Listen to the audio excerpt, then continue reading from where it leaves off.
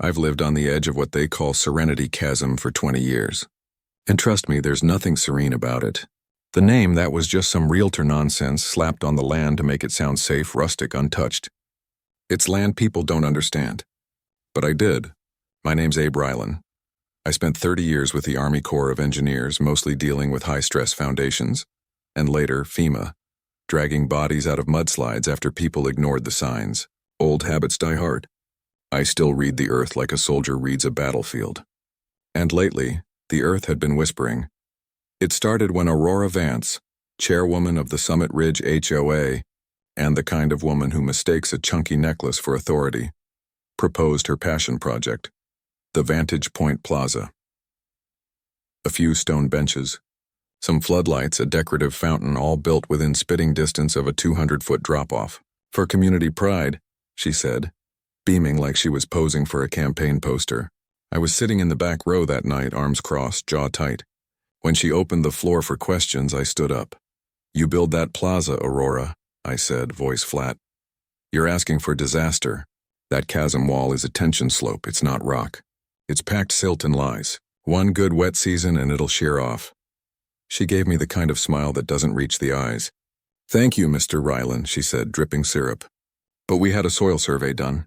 Everything's fine." "The survey was 7 years ago," I snapped back. "Before the last 200-year storms. Did you even read the runoff data I sent you?" She leaned into the microphone.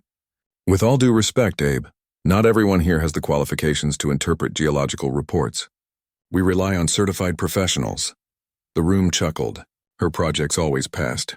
The vote was a performance. I walked out before the applause died down, already filing my next official complaint citing our own charter, Section 4.3, Mandatory Environmental Risk Suspension. 3 days later, her reply was a note card. "Thank you for your concern. Our licensed surveyors have cleared the site." A brush-off, a declaration of war, really. I tried the city, zoning, public works. Aurora had people everywhere. Her brother-in-law was on the city planning board. Her husband was a big shot at the Chamber of Commerce. Every lever I tried to pull was greased with her influence. The next time I saw her, she was at the construction site, clipboard in hand, laughing with a contractor. I walked right up. "Low and steady, Aurora," I told her. "You're building on a damned fault line. That chasm can't hold it." She turned, perfectly composed. "Then let's just hope it stays dry." "Mr. Rylan, maybe go plant a garden instead of worrying about things that aren't your concern." That line, "hope it stays dry," I'll never forget it. The ground was still damp, from a light spring drizzle when the yellow diggers arrived. I watched from my porch, steaming mug of black coffee in hand. This wasn't a proposal anymore. It was an inevitability. I started documenting everything. I took measurements. The ridgeline had sunk a full half-inch since March. In geotechnical terms, that makes engineers lose sleep. I drafted a 5-page memo titled, "Impending Risk Assessment for Cedar Bluff Development, Diagrams and Satellite Overlays Included." I hand-delivered a printed copy to every mailbox in the jurisdiction. I uploaded the entire thing to the community forum. Within 24 hours, the post was deleted. I got an email from the HOA secretary, a young woman named Leah who always looked terrified around Aurora, stating my post had been removed for violating community posting standards and causing unnecessary alarm. That night, I didn't get mad. I got busy. I printed 20 color posters, know what they're building and where, and stapled them to every utility pole. I didn't sign my name. I didn't need to. The next morning, Aurora came to my door.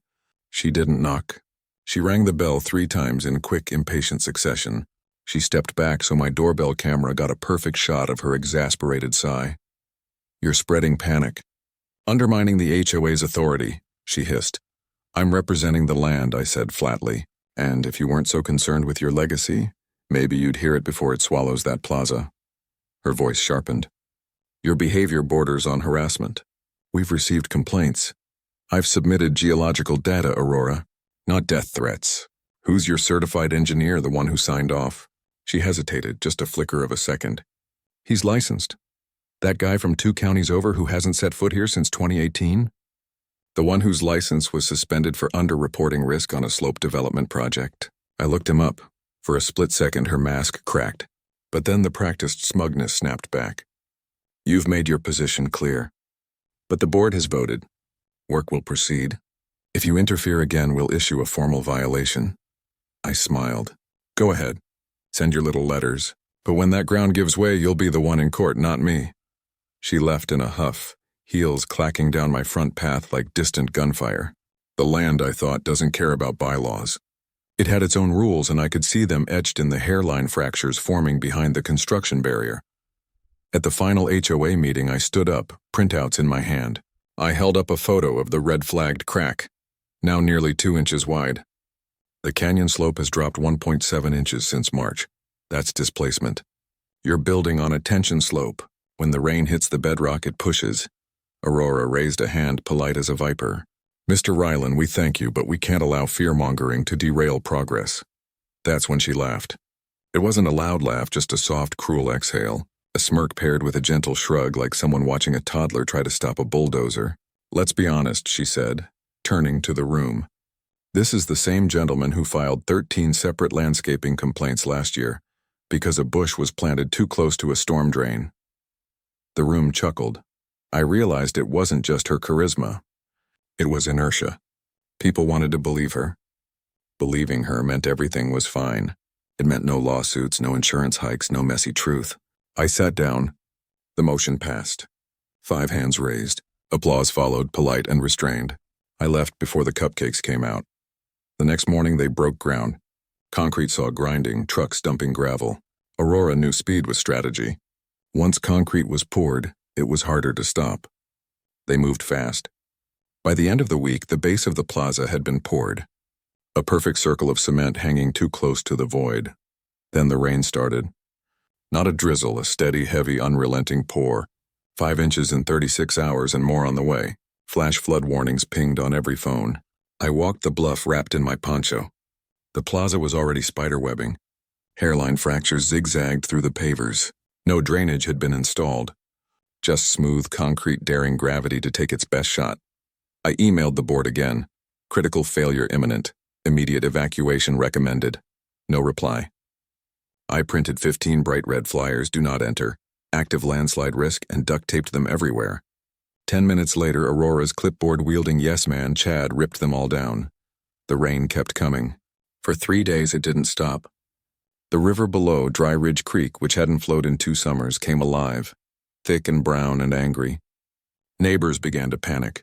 Aurora responded by issuing a vague, stay cautious memo, and tried to organize a community chili cook-off. A cook-off while the earth cracked. At 4:42 a.m. on the 4th day, I heard the low groan. Long, deep, like the earth was finally exhaling. I ran outside. The northern ridge had slumped. Not a collapse yet, but a sink. The whole edge dipped like a shelf under too much weight. The concrete was cracking audibly now, like glass under strain. One of the benches was tilted. I called 911. The dispatcher asked if it was a medical emergency. No, I said. It's an engineering one.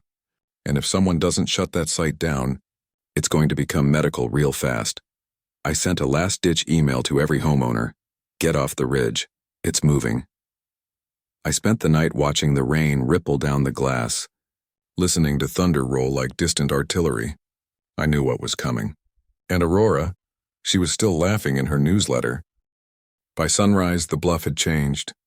To the trained eye, it was a different landscape. You could feel it in your calves, that slight lean forward, the way your ankles adjusted. I walked the ridge alone. The plaza was fractured. A tilted bench was sunken several inches into the pavement. I crouched and touched the concrete. It was warm. Landslides aren't cold events. The friction, the pressure, shifting land generates energy. And that plaza was radiating it. Aurora still hadn't spoken publicly. But I saw something just past noon. A private landscaping crew stacking sandbags carefully, discreetly, around her lower patio and garage. Not prevention, preparation, she knew. She was protecting herself while leaving the rest of us in the path of her decision. I stood at the end of her cul-de-sac and just took pictures. Back home, I titled the folder, Liability Package, Summit Ridge Pre-Failure Evidence. I uploaded it all to a cloud drive and gave viewing access to the entire neighborhood mailing list. Then the local news finally bit. Someone, I still don't know who, forwarded the link to a Channel 9 reporter. The pressure was mounting. The cracks kept widening. They groaned like lungs drawing in a final painful breath. It happened on a Tuesday. No thunderclouds. No strange wind. I was seated in a camp chair 20 yards back, tripod set up, sipping coffee like it was a sacrament. At exactly 6:47 a.m. I heard the sound. A pop, sharp, final, like a branch snapping under the weight of something enormous. The ground moved like a sigh, a full-body exhale. The plaza buckled. The mural wall collapsed sideways. And then came the roar. Water, Dry Ridge Creek, now a focused, violent rush. The canyon wall didn't crumble, it peeled. A whole section, maybe 60 feet across, dropped. Slow motion at first, then faster, like a demolition reel playing forward and backward at once. The foundation of the plaza slid into the abyss, taking the benches, the fountain, everything Aurora had built. Behind me, the screams. Residents frozen. The sound of the collapse echoed like a gunshot in a cathedral. I caught it all on camera. I turned, scanning the crowd.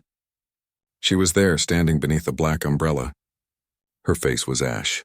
No clipboard, no smile, just shock. Just a woman watching every ounce of her image, her control, her pride crumble. Our eyes met across the yellow tape. She didn't say a word. I didn't need her to. Her silence was louder than any denial she'd ever offered. Later that day, Channel 9 returned with drones. The 6 p.m. broadcast showed the collapse footage. Then my photos. Then the quote from Aurora's meeting. "Let's just hope it stays dry." I didn't feel joy. I felt relief and just a flicker of sorrow. Not for Aurora, but for the land, for the silence it had tried to speak through. 2 weeks later, I walked into the office of Samantha Pierce, a municipal risk attorney known for eating HOA boards alive. I handed her a USB drive. "What am I looking at?" she asked. "Receipts," I said. 6 months of warnings, the data, the suppression, and the collapse, everything. 10 minutes later, she leaned back. They're screwed. If the board members acted outside due diligence, they could face personal liability. If negligence can be proven, she trailed off, giving a small, cold smile. Let's just say Aurora's next mailbox might be full of summons. The real turning point came from Leah, the terrified HOA secretary. She showed up at my door, eyes red, folder in hand. "I kept records," she whispered. Emails, meeting minutes, even the texts between Aurora and Chad. I couldn't live with it anymore. The texts were damning. "We just need to get it poured before he stirs more panic. Once it's built, it's out of his hands." "Jack," Samantha said when I forwarded the files, "this isn't just civil anymore. If the city gets involved and we show willful suppression of safety data, she could be looking at criminal liability." The community woke up. The lawsuits hit the HOA's doorstep like a hammer. The Public Works Department released its own report, using the phrase "avoidable failure due to administrative arrogance." That became the headline. Under pressure, the HOA called an emergency General Assembly meeting. The community center was packed, standing room only. I didn't speak. I didn't need to. I watched as hands rose one by one to vote unanimous. Aurora was removed. The board was dissolved. 2 days later, the county served her with a summons. She sold her house in quiet disgrace. There was no farewell party, no final newsletter. One day, a moving truck showed up. 2 days later, she was gone. The canyon had already erased her. 6 months later, the scars were still there, jagged, cutting across the rim. I was asked to serve on the new board. I almost said no, but after a long walk, I realized it was time. Not to control, but to protect. At the first meeting, someone suggested naming the stabilized area Ryland's Edge. I shook my head. "Don't name it after me," I said. "Name it after the silence. The one we ignored too long. The lawsuits are still ongoing. Aurora is expected to testify. Justice, real justice, doesn't always roar. Sometimes it arrives as a shift, a crack, a stillness before collapse. And then a rebuilding that isn't loud but firm. The kind you feel in your bones. It wasn't about her. It wasn't even about me. It was about truth. About the ground beneath us and the voices we ignore when we think we know better. It was about a flood that washed away more than just concrete. It washed away illusion and left behind something better. Clarity, call to action. I want to know, what's the hardest truth you've had to tell someone in power? And when they laughed, did you walk away or did you wait for the canyon to break? Drop your stories in the comments below. Let's talk about the price of arrogance and what true community safety really costs. Don't forget to like and subscribe if you want to hear more stories about the high price of lowballing the truth.